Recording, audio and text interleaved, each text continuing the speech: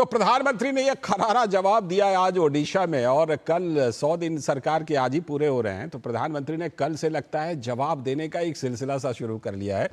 चर्चा करने के लिए हमारे साथ हमारे संवाददाता निशांत राय जुड़ रहे हैं ओडिशा से, और साथ में हमारे साथ विजय कौशिक जी, कांग्रेस के नेता। बहुत बहुत स्वागत विजय जी। और हमारे सलाहकार संपादक विनोद मिश्र जी तो हमारे साथ यहाँ पर हैं ही स्टूडियो में। मैं पहले निशांत से अपडेट ले लेता हूँ, फिर आप दोनों के पास आता हूँ। निशांत, आज प्रधानमंत्री ने ऐसा लगता है कि कल से जो उन्होंने सिलसिला शुरू किया है ना जवाब देने का, क्योंकि उन्होंने कहा पहले 100 दिन तो मैं लगा हुआ था अपने सारे काम में, सारे कामों को पूरा करने में, जो एजेंडा 100 दिनों का तय किया था उसको पूरा करने में लगा रहा, और इन लोगों ने मेरा पूरा अपमान किया। आज उसी जवाब के सिलसिले में आज प्रधानमंत्री ने यह तगड़ा जवाब दिया है गणेश पूजा विवाद पर। निशांत,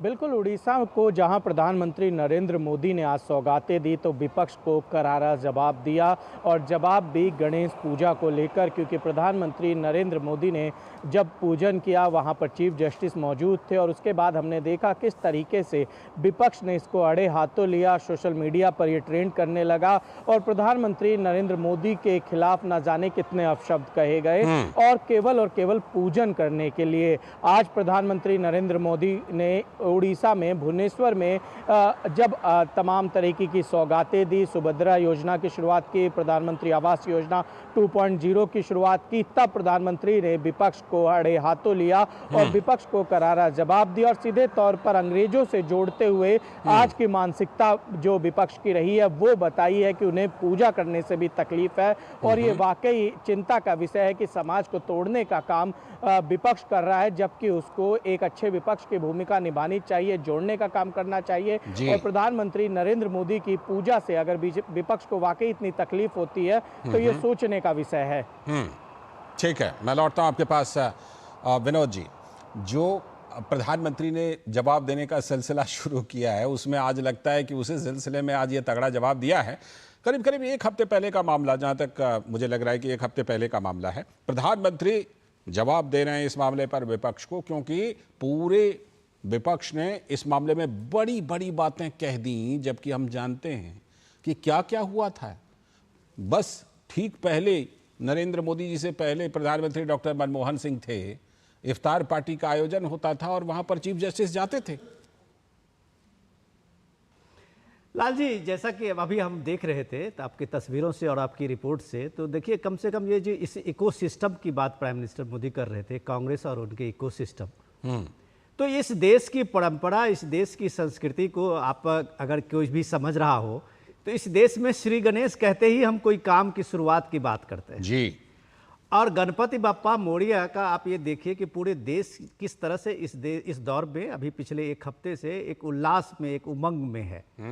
और इस उल्लास और उमंग के बीच अगर प्राइम मिनिस्टर मोदी उनका एक प्राइवेट ये रहा है कि वो पूजा में, आयोजन में कहीं जा रहे हैं, शिरकत कर रहे हैं, उसके लिए जिस तरह से जहर बोया गया, सीधे सीधे चीफ जस्टिस को भी टारगेट किया गया, न्यायपालिका की स्वतंत्रता पे भी टारगेट किया गया, क्या क्या नहीं गढ़े गए इसमें नैरेटिव्स।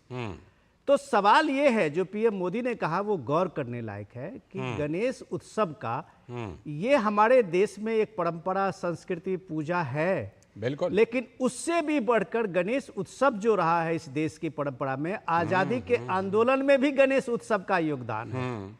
और आजादी के आंदोलन में जब तिलक जी का ये शुरुआत हुई थी गणपति के उत्सव का, तो समाज में बटा हुआ जो समाज था उसको कैसे गणपति ने जोड़ा था, समाज में जो जहर अंग्रेजों ने फैलाया था उस जहर को कैसे खत्म किया था इस गणपति उत्सव ने।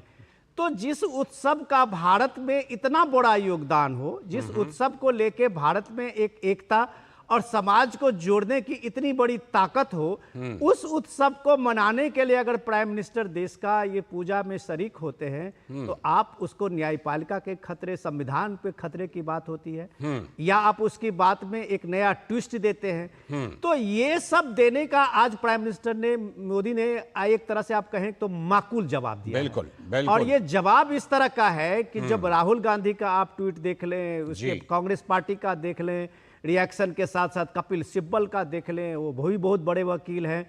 तो इन सारे लोगों को देखते देखते आप शिवसेना का चले जाएं तो उद्धव ठाकरे की पार्टी के संजय राउत जी हैं, वो तो कहते हैं कि हमारी जो केस में अब सीजेआई का बेंच में होगा तो मुझे अब डाउट है। गणपति से, शिवाजी से के उस वहां महाराष्ट्र से मुंबई में शिवसेना को दिक्कत है। तो अब आप समझ लीजिए कि कितनी जहर इसकी तेजी से फैलाने की कोशिश की गई, और इसको आज प्राइम मिनिस्टर मोदी ने एक तरह से इनके सारे इकोसिस्टम की धूल उड़ा दी। ठीक, विजय जी, बाल गंगाधर तिलक, कांग्रेस के बड़े नेता जिन्होंने गणेश पूजा की व्यापक पैमाने पर शुरुआत की, और आजादी में इस पूजा की कितनी बड़ी भूमिका है। क्या दिक्कत हो गई? प्रधानमंत्री अगर चीफ जस्टिस के घर गए तो क्यों पूरे के पूरे सारे लोग एकदम बिल्कुल पूरे लाव लश्कर लेकर के हमलावर हो गए? विजय कौशिक जी। देखिए लालचंद जी, आपने बिल्कुल सही कहा। लोकमान्य बाल गंगाधर तिलक जी इस आयोजन के माध्यम से, श्री गणेश पूजा जी के माध्यम से आजादी की जो लौ जलाई, उसका एक बहुत बड़ा योगदान था। इससे न धार्मिक स्तर पर हमें एक नई पहचान मिली, अपितु देश भी एकजुट हुआ, सभी संप्रदाय भी एकजुट हुए गणेश पूजा के माध्यम से। तो इससे कांग्रेस के योगदान को इनकार नहीं कर सकता कोई भी। अब जहां तक बात चीफ जस्टिस के यहाँ हमारे नरेंद्र मोदी जी के जाने की है, तो देखिए गणेश पूजा में सम्मिलित होना सभी का अधिकार है।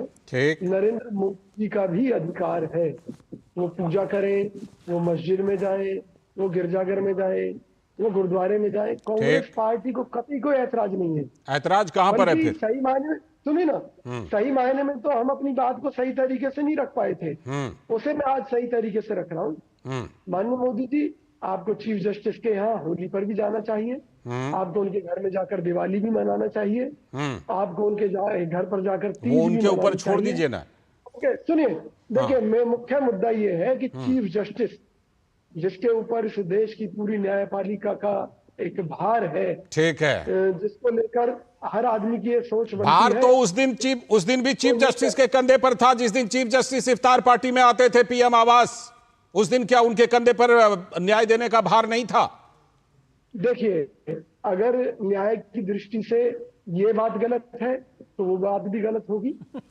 लेकिन ये हुई ना बात, ये हुई बात विजय जी की, ये बात हमें बहुत पसंद है, बहुत पसंद है आपकी। लेकिन यहाँ एक विजय जी, मैं आपको विनोद जी कुछ पूछना चाह रहे हैं। हाँ विजय जी विनोद जी कुछ पूछ रहे हैं। कहानी के बदले में मैं आपको एक ताजा उदाहरण विजय जी, विनोद जी कुछ पूछ रहे हैं। अभी प्राइम मिनिस्टर मोदी ने आज कर्नाटक की भी बात की है। हाँ, आप पिछले 2-3 दिन से देखिए कर्नाटक में किस तरह का कम्युनल टेंशन है।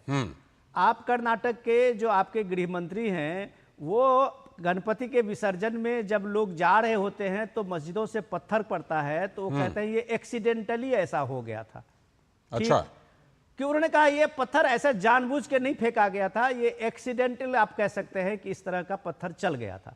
मान लिया ये बात खेलने में किसी ने उड़ा दिया टाइप से या फेंक दिया। और इसके बाद आप ये देखिए कि जब वो विसर्जन में जाते हुए लोगों की जो पूरी भीड़ थी, उसको रोकने के लिए कि ये सेंसिटिव इलाका है, ये कौन सा इस देश में इलाका में बटा हुआ है समाज? गणपति जी को ही कैद कर दिया। गणपति जी के लिए वहां पे अगर मांड्या में ही आप लें कि वहां एक छोटे से समुदाय के में लोग जो हैं, उन्होंने गणपति पूजा की, उनका विसर्जन करने के लिए चले तो पुलिस ने जबरन गणेश जी के उन लोगों से मूर्ति छीन ली और अपने गाड़ी में, जिसको प्राइम मिनिस्टर मोदी कहते थे कि हिरासत में ले लिया। उनको आपने कोई सम्मान नहीं है उस गणपति की मूर्ति से, आपने उसको सीट पे बैठा दिया, जो आपका वो तुरंत हिरासत वाला जो भी आपका वेहिकल होगा। और आप देश के से क्या उम्मीद करते हैं? ये कांग्रेस की संस्कृति है। और आपका ये जो पूरा इकोसिस्टम है, वो एक बार सीधे सीधे संविधान और सेकुलरिज्म बताने लगते हैं जब पीएम मोदी किसी चीफ जस्टिस के यहाँ एक पूजा विजय जी, ये आपका सेकुलरिज्म जो है वो कहां वो सेकुलरिज्म दम तोड़ देता है जब वहां कर्नाटक में किसी जगह पे कोई गणपति की पूजा करने के लिए आगे बढ़ता है और पुलिस उसके हाथ से मूर्ति छीन लेती है। यही बात तो प्राइम मिनिस्टर मोदी कह रहे थे। विजय जी जवाब दीजिएगा कि 47 में देश बट गया, 47 में देश बट गया, और जिनको मुस्लिम इलाका चाहिए था ना, उनके लिए 2-2 देश बन गए। आज की तारीख में 2 देश हैं, पाकिस्तान भी है, बांग्लादेश भी है। अब भी जो बचा खुचा ये टुकड़ा बचा है, इसमें भी हम इलाके की पहचान करेंगे क्या कि यहां पर ये वाला इलाका, यहां पर वो वाला इलाका, यहां से वो नहीं गुजरेगा, वहां से ये नहीं गुजरेगा, ये होगा क्या इस देश में? कर्नाटक देखिए, सरकार यही तो कर रही है। सुनिए, सच्चाई ये है कि कांग्रेस पार्टी में जो हमारी टीमें हैं, कुछ टीमें सही काम नहीं करती। वो मोदी जी के नैरेटिव का या बीजेपी के नैरेटिव का कई बार सही जवाब नहीं दे पाती। गणेश जी बुद्धि के देवता है, जिसको जैसी बुद्धि देते हैं उस हिसाब से लोग काम करते हैं। और अगर भारत देश के अंदर हिंदुओं के किसी कार्यक्रम को लेकर इस तरह की बात सामने आएगी जी, तो निश्चित तौर पर हमारी पार्टी के ऊपर सवालिया निशान तो लगेंगे ही, वही लगा रहे हैं हम लोग।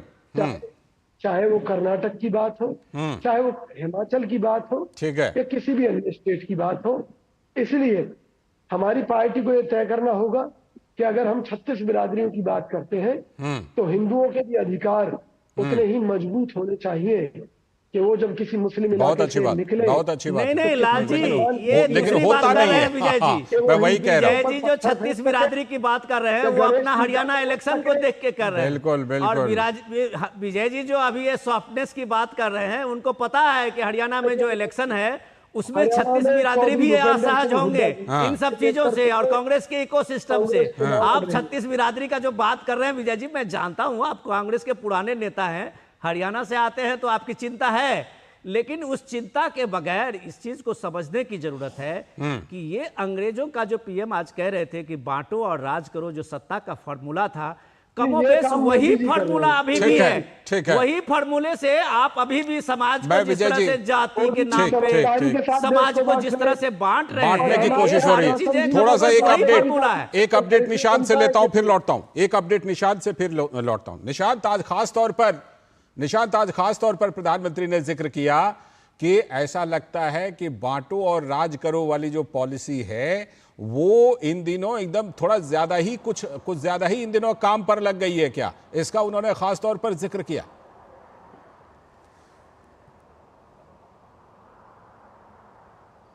देखिए, वाकई ये चिंता का विषय विपक्ष के लिए है। जिस तरीके से सत्ता में आने के बाद से विपक्ष तुष्टीकरण की राजनीति करता है, उससे कहीं ना कहीं एक बड़े समुदाय में गुस्सा नज़र आता है और ये गुस्सा पहले भी नज़र आया है, जिसका असर देखा है कि बीजेपी तीसरी बार सरकार बनाई, एनडीए ने तीसरी बार सरकार बनाई। अब जब कर्नाटक में आपकी सरकार है, केवल एक समुदाय को खुश करने के लिए आप एक समुदाय को पूजा नहीं करने दे रहे हैं, एक भगवान को आप हिरासत में ले रहे हैं, केवल और केवल तुष्टीकरण की राजनीति। अभी कांग्रेस के नेता जो कह रहे थे वो स्वीकार कर रहे थे, लेकिन सवाल ये उठता है कि आपके स्वीकार करने से क्या होगा? सही बात है। आपकी वहां पर कर्नाटक में सरकार है, कार्रवाई क्या होनी आपने वहां पर किसी अधिकारी पर कार्रवाई की? क्या आपने वहां पर मुख्यमंत्री से इस्तीफे की बात की? बिल्कुल। आपकी सरकार है, आप स्वीकार कर रहे हैं, इससे ज्यादा शर्मनाक बहुत आपके लिए जेन्युइन नहीं सवाल हो है, सकता सही है सवाल है। अगर आप वहां पर कार्रवाई केंद्रीय जो नेतृत्व है नहीं कर रहा है। इसका मतलब आपके मन में खोट है ठीक और है। आप इस खोट को स्वीकार करते हुए अपने नेताओं को और एक समाज को केवल तुष्टीकरण के तौर ठीक है। पर बचाव करते हुए नजर आ रहे हैं। ठीक है, शुक्रिया निशांत जुड़ने के लिए। अब विजय जी कुछ काउंटर करना चाहिए। विजय जी आप बोल लीजिए पहले।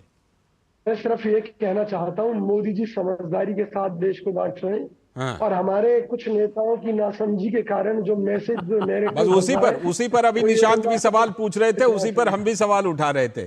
शुक्रिया, बहुत शुक्रिया जुड़ने के लिए इस चर्चा में विजय जी आप हंसते मुस्कुराते रहिए। आप जब भी आते हैं हंसते मुस्कुराते हुए ज्यादा अच्छे लगते हैं। आज वो वाली मुस्कुराहट नजर नहीं आ रही थी। बहुत शुक्रिया आपका। और विनोद जी आप बने रहिएगा हमारे साथ, क्योंकि अभी हम खास चर्चा करने वाले हैं। फिलहाल वक्त है ब्रेक का। ब्रेक के बाद आज की खास चर्चा होगी कि आखिरकार केजरीवाल को मिल